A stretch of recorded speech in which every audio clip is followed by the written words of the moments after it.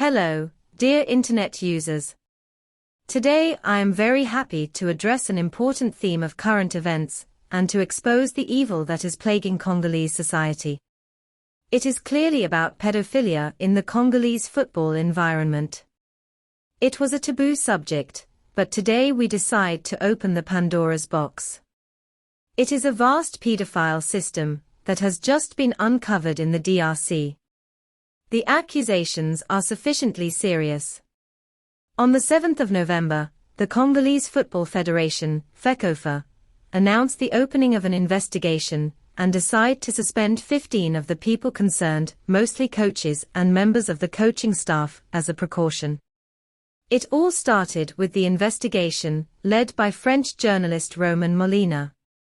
Last February, he had already revealed similar facts in the columns of the British daily The Guardian.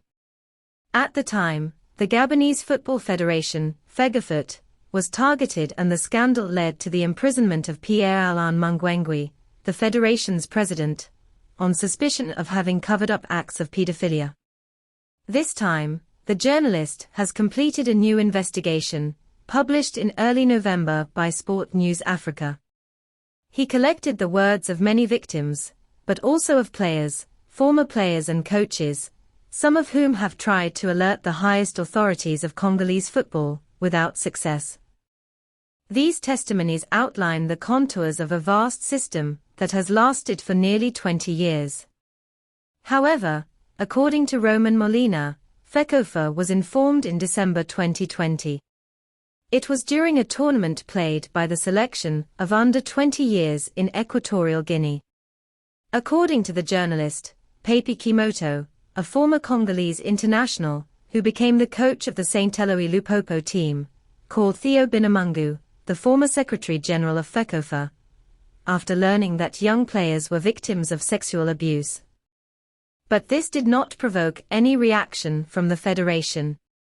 The journalist focuses on the case of Batan Kwisamba Markuzueto, the former coach of RC Kinshasa, who remains influential in Congolese football.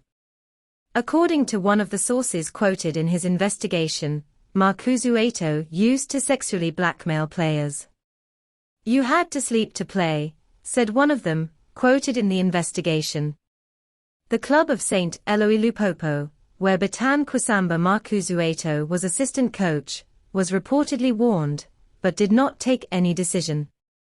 Mr. Batan is one of the personalities suspended at the beginning of the week by Fecofa, as is Cedric Dongo Epapa. He too is suspected of having committed acts of pedophilia, as revealed by messages sent to a 16-year-old minor on Facebook. 2 coaches from the town of Lemba are also under suspicion, Jonathan Buka and Alan Kandudi, both of whom were previously jailed for sexually assaulting minors, but were able to resume their football activities after their release. Guy Roger Limolo, who has managed League One clubs, is also named, as is Tifo Miezi. What is mind-boggling is that these individuals, whose practices are known to everyone in Congolese football, are still able to operate, said Romain Molina, who investigated for a year and a half and realized that many people knew, but that it had to remain secret. Fortunately, there are people who have agreed to talk and victims who are ready to go further and bring the case to court. We are talking about a sprawling system, and we still don't know everything. Fecofa, creating an independent commission, has also decided to open a telephone line, if victims wish to make themselves known, confirmed Belge Setutela, its Secretary General. Faced with the extent of the scandal, the Congolese Minister of Sports, Serge Nkonde, held a working session on Monday the 7th of November with Fecofa and the National Football League, Linafoot, on the issue of pedophilia in sport. 3 days earlier, he had assured that severe sanctions would be taken in case of proven guilt. "There is a will from the state to move and to get involved, which is rather positive," said Romain Molina. "We can imagine that the number of victims, and not only in football, is colossal. For years, the authorities have not reacted. And don't say that Fecofa was not aware of this.